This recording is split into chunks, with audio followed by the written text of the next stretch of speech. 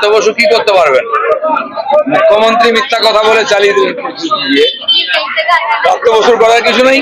কারণ ব্রাত্য বসুর কাছে যাওয়ার কোনো দরকার নেই। যান, চা খান, ঘুরে আসুন। আর এরকম আপনাদের ঘুরিয়ে ঘুরিয়ে সময় নষ্ট করা হবে। সেজন্য মুখ্যমন্ত্রী দায়িত্ব নিন। তার সরকারে গন্ডগোল করেছে, তিনি তার সরকারের প্রতিনিধি উকিলদের বলুন কোর্টে গিয়ে 18,000 লোকের যে লিস্ট আছে সেটা জমা দিন। আগে এদের চাকরির ফয়সালা এরা জয়েন করুক, তারপরে বাকি কথা হবে। আন্দোলন তো ওরা করতেই পারে যে কোনো জায়গায়, অসুবিধা নেই। দিল্লিতে করে কি লাভ হবে? দিল্লি সরকার কি গন্ডগোল করেছে? এখানকার সরকার টিএমসি পার্টি। এখানকার সরকারকে দায়িত্ব নিতে হবে। তারা কোর্টে গেছে, হাইকোর্ট যখন রায় দিল তার বিরুদ্ধে তারা সুপ্রিম কোর্টে গেছিলেন। সেই জন্য তাদেরকে এই সুপ্রিম কোর্টে বলতে হবে যে সুবিচার হোক, এই 18,000 যোগ্য প্রার্থীর চাকরি ফিরিয়ে দিন। তারা গিয়ে কোর্টে আপিল করুক। রাজ্য সরকার কিছু করবে না, এরাই টাকা খেয়েছে 800 কোটি।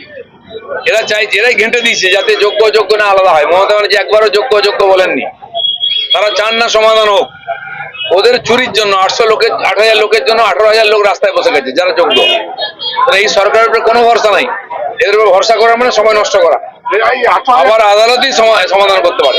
কাছে গেলে কি আছে, ডকুমেন্ট কোথাও সই করতে পারে না। তাদের তো ব্রেক হয়ে গেছে সার্ভিস, আর সেটাকে কন্টিনিউ কোর্টই করতে পারে। এদের কিচ্ছু করার নেই।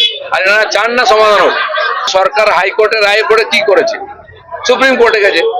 এবার কি ইউএনও তো যাবে? ওরা তো বাঁচার চেষ্টা করছে, নিজের লোকেদের বাঁচাবার চেষ্টা করছে যাতে চুরিটা ধরা না পড়ে। আমারও বক্তব্য তাই, ব্রাত্য বসুর কোনো করার কিছু নেই।